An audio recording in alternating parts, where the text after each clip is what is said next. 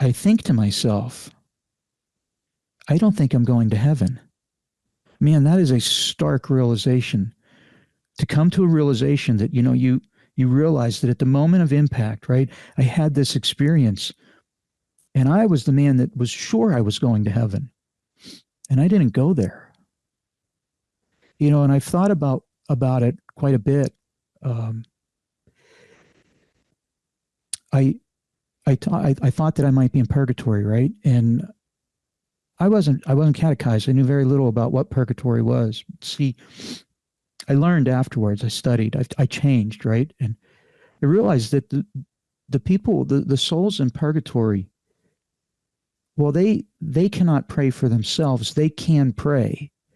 And if you've picked up on one thing that I did not do when I was in that place, I did not pray. See, because I didn't pray because I did not know prayer existed. See, I also learned since, and I'm going to prove it as we go on, is a prayer wells up in us from God. Because if you can pray, the Lord is with you.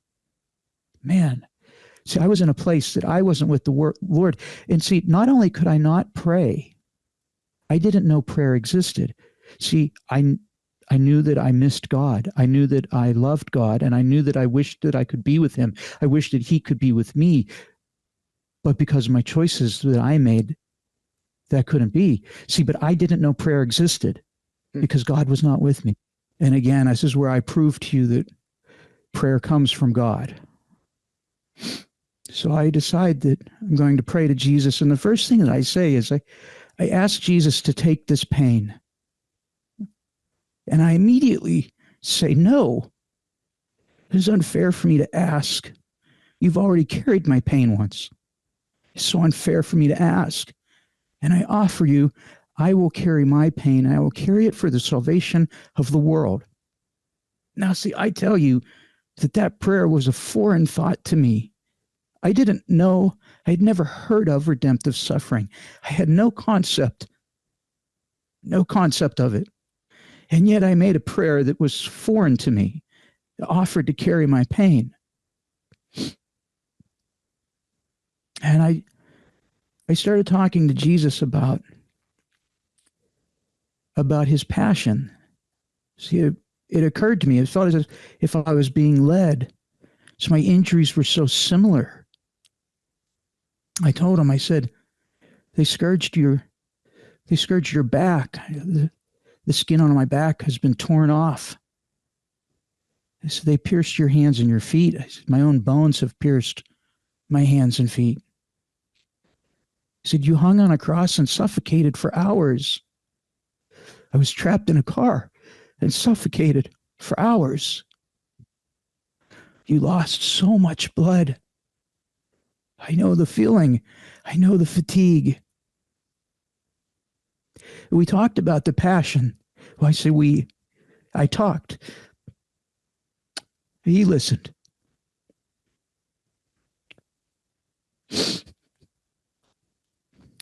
We talked for a while. I had no idea what he suffered for us. And then I forgot that I was afraid. I told Jesus that I was tired. I was going to close my eyes and go to sleep. And I closed my eyes, and right in front of me,